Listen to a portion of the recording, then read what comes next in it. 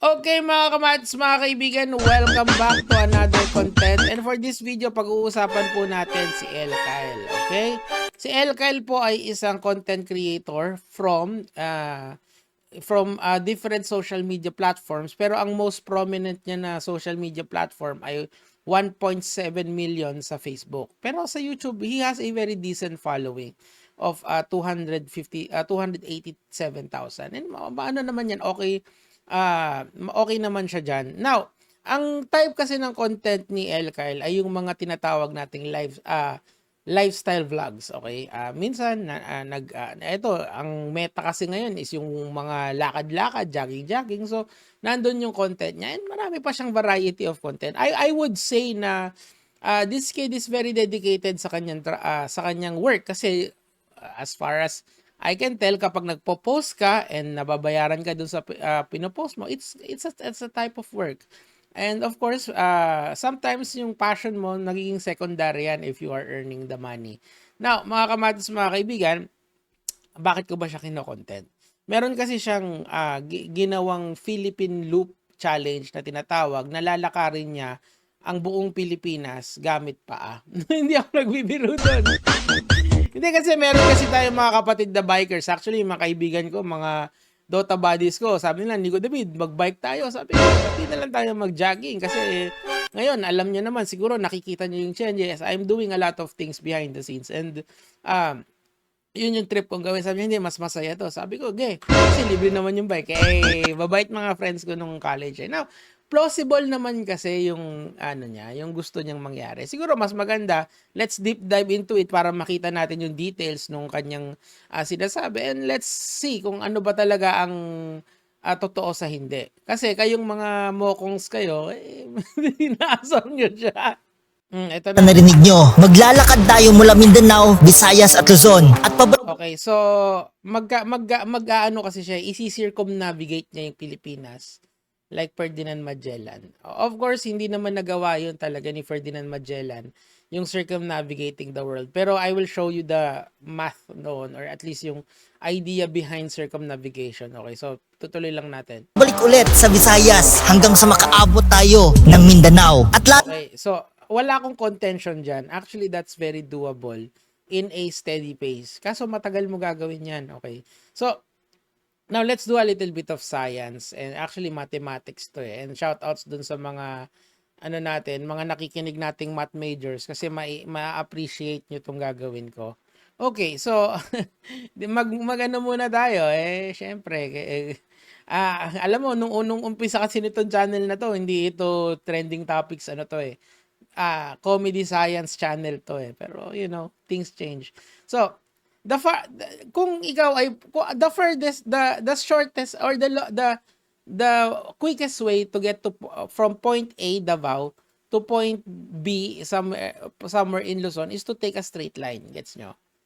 So kung magba-back and forth ka, hindi na siya loop, parang magba-back and forth ako sa Davao and Luzon, gets nyo? That's the quickest way, okay? Quickest and shortest way to get where you want, okay? So dito kasi sa Pagudpud daw siya pupunta. Dito naman nasa taga Davao to Davao City to walang politika, walang politika.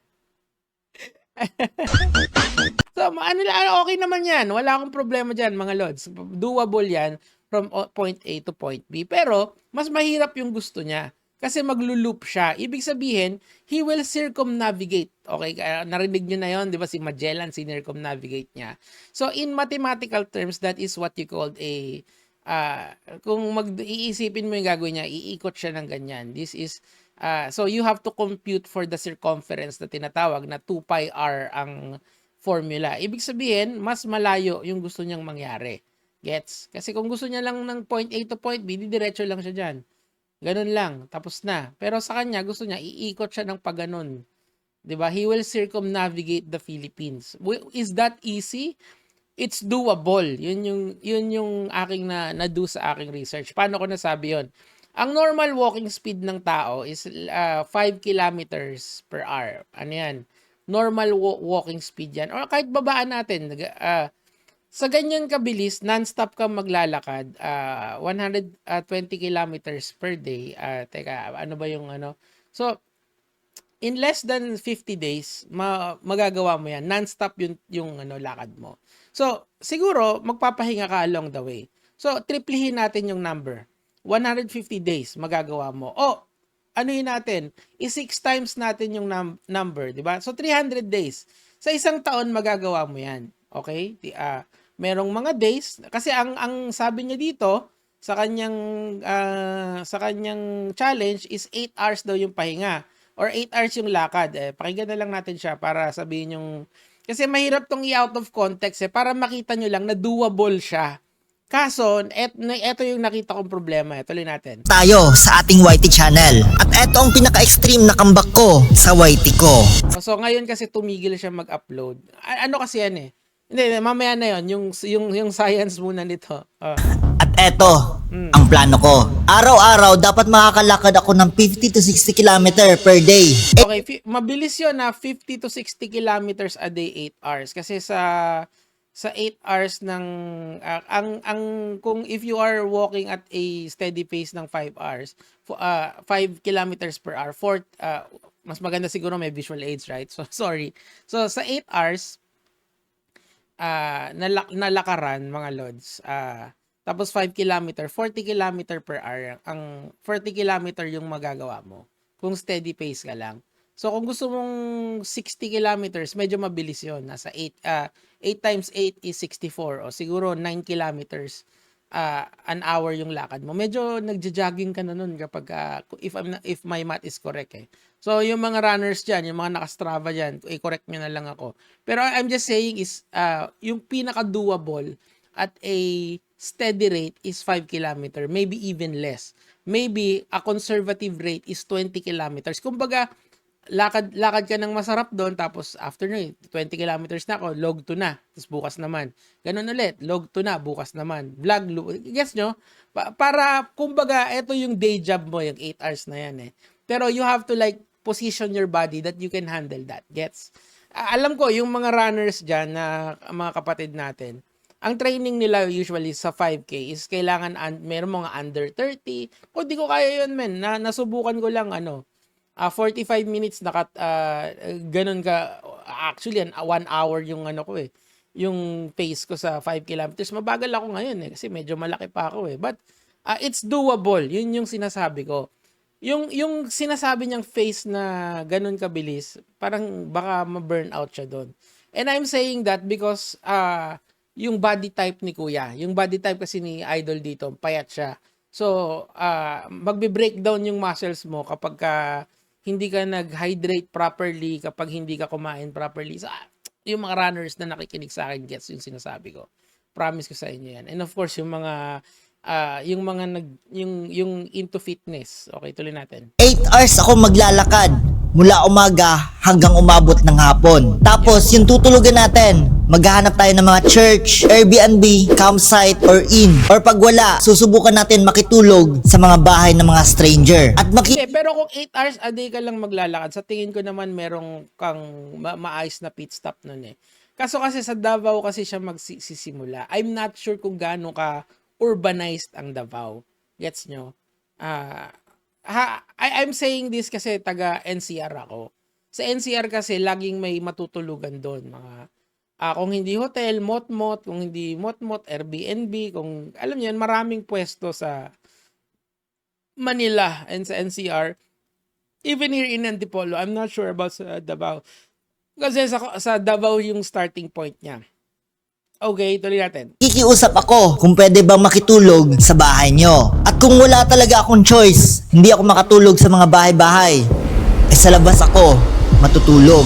Well, if you do it like a job, gets mo, na iruruta mo ng tama yung yung destination mo. You don't need to sleep in the outside. Kasi while I was doing this research, ang isang nirereklamo niya, ang dami daw agresibong aso.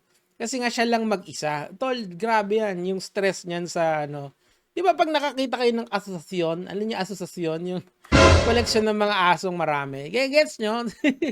So, I'm just saying that this is doable. Ang akin nga lang talaga, how can you sustain it? Kasi talagang iaano mo yung katawan mo diyan, ilalagay mo yung katawan mo sa kapararakan, mapapagod ka talaga diyan and kailangan you are properly fed diyan sa journey na yan. Kasi if you walk that X amount of time, ang unang gagawin ng katawan mo is you will break down yung fats, 'di ba? Kaya kita nyo yung mga runners natin na kaibigan, sobrang lilin nila, 'di ba? Payat sila sobra or lean yung katawan nila because the body uses the fat as fuel. Pag hindi na pagka minsan yung fuel source mo lumilipat, nagiging muscles. Kaya dapat you are properly fed kasi kailangan yung calories ang sinusunog dapat ng katawan Yung calories na yun is going to turn into yung kinakain mo is going to be broken down ng katawan mo to as a source of energy, 'di ba? Yung I think glycogen ang tawag doon. I'm not a particular doon sa science noon, but I am just saying sa inyo that you have to be properly fed sa mga ganitong klaseng lakaran, okay? Kasi hindi mo masusustain yan in the long run. Now, pumunta naman tayo doon sa why I think na binabash siya dito ng mga tao. Kasi dami nang babash sa kanya. Hindi ko na babasahin yung mga bashaan niya kasi I personally feel na alam ko yung problema kung bakit mahirap ito i-sustain. So, and I'm not talking about here as Nico David the teacher. I'm not talking about, hindi ako nagsasalita as ganon. I am talking as Nico David, the YouTuber and who has a social media. Okay, sa tingin ko kasi mga lods, nung tinitingnan ko yung numbers nito, GG siya sa ROI. Ibig sabihin, hindi ganun kalaki yung kita niya para masustain yung lakad trip. Kasi dapat, at least sa isang upload mo, nakaka 5,000 pesos ka. 'Di ba? Kasi mukhang hindi 'yun yung nangyayari Dito sa YouTube na 'to, mababa lang 'yan, tol. Siguro itong 7.5k views na 'yan sa 32 minutes. Let's say na mataas yung dami ng nanonood sa kanya, siguro makaka-1,000 siya diyan. Tapos nag-upload siya sa YouTube, which I do believe na yung YouTube niya ay monetize. Sa YouTube kasi ano 'yan sa Facebook kasi medyo 50-50 diyan, minsan mataas, minsan mababa.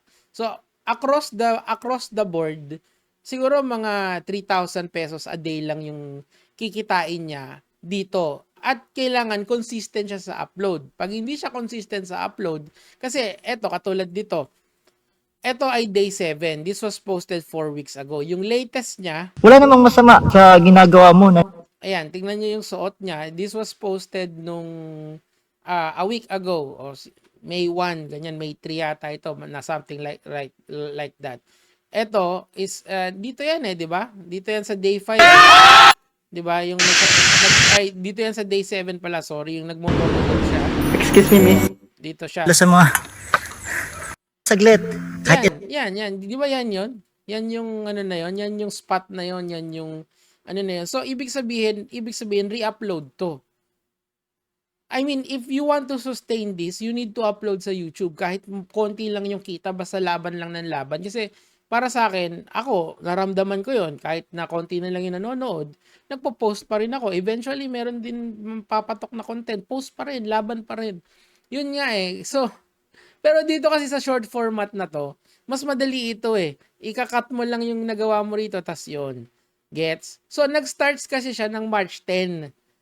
Okay, May 11 na ngayon. So, halos 2 buwan na yung nakakalipas, na-stuck yung ano niya, yung pag-upload niya. So, parang yung mga tao, yung mga fans niya, nasa na yung iba. Kasi okay lang naman mababa yung views mo Personally, this is coming from me.